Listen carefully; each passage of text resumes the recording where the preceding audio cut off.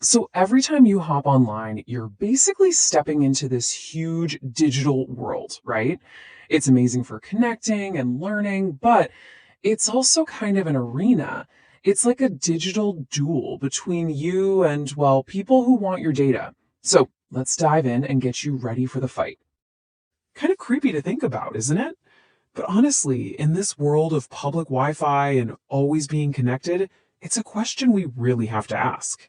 Because, look, if you're not taking steps to protect yourself, the answer might just be yes. So let's figure out who these watchers are.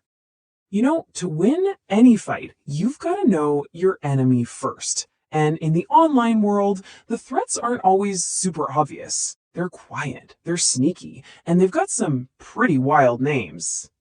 Okay, first up, we've got word driving. I know it sounds like something from a video game, but this is totally real. Picture this. Someone's just sitting in a car outside your favorite coffee shop, and they're secretly listening in on everything you're doing on that public Wi-Fi. Yeah, that's word driving, and it means your passwords and messages are just out there for them to grab. And that kind of thing often leads to this. Meet spyware. This stuff is like the ultimate digital ninja. It sneaks on your phone or computer, goes completely invisible, and just watches every single thing you do. It sees your passwords, your DMs, everything.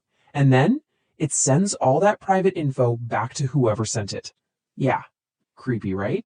So here's the deal. You've got to understand where you're most at risk. A wired connection at home, that's kind of like sending a message in a sealed, locked tube. It's pretty secure.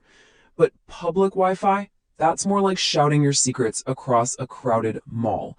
Your data is literally flying through the air, and anyone nearby with the right tools can just snatch.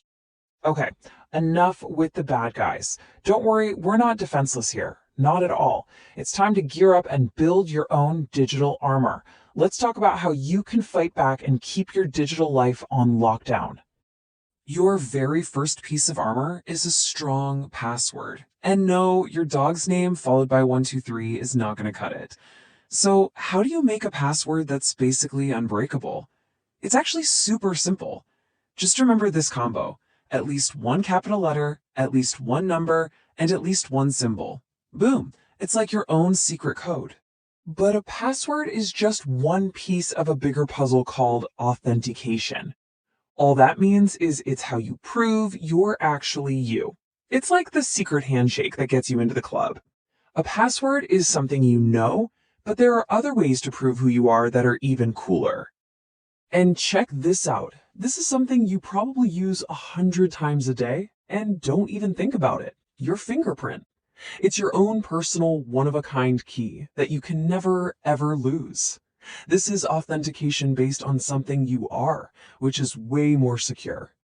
And this whole world of biometrics is way more than just fingerprints. You've got face recognition on your phone, which is super easy, but, can get thrown off by bad lighting or if you're wearing a hat. Then there's retina scans. That's straight out of a spy movie. It's incredibly secure, but also pretty intense. So they all have their pros and cons, but this is totally the future of keeping your stuff safe. Okay, so think of your computer like a fortress. A firewall is like the giant wall and the super skeptical gatekeeper standing out front.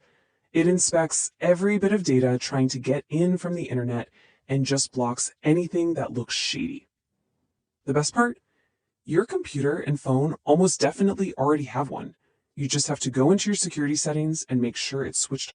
So we've got strong passwords, we've got biometrics, we've got a firewall, but there is one more thing, an ultimate shield you need to be looking for every single time you're online. It's this tiny little symbol, but it means everything.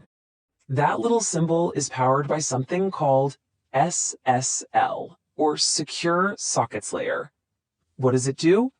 Just think of it like a secret, invisible, armored tunnel for your data. When you're connected through SSL, everything you send and receive gets totally scrambled. So even if someone manages to intercept it, all they'll see is a bunch of useless gibberish. So how do you find this secret tunnel? You just look for the signs.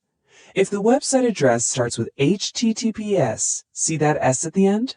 That S stands for secure. If you see that and you see that little padlock icon, you know your connection is encrypted and you're safe. Seriously, never, ever enter your personal info on a site if you don't see them. And that little padlock? It is your best friend online. It's there protecting you when you're doing all the important stuff. Checking your bank account, buying those new sneakers, posting on social media, even just sending emails or video chatting with friends. It's the universal sign that says, hey, you're safe here. So as we wrap this up, I want to leave you with this one question. Your photos, your private conversations, your accounts, your entire digital life is incredibly valuable. The bad guys are out there, for sure, but now you've got the armor. So, are you using it? Are you protecting your digital life?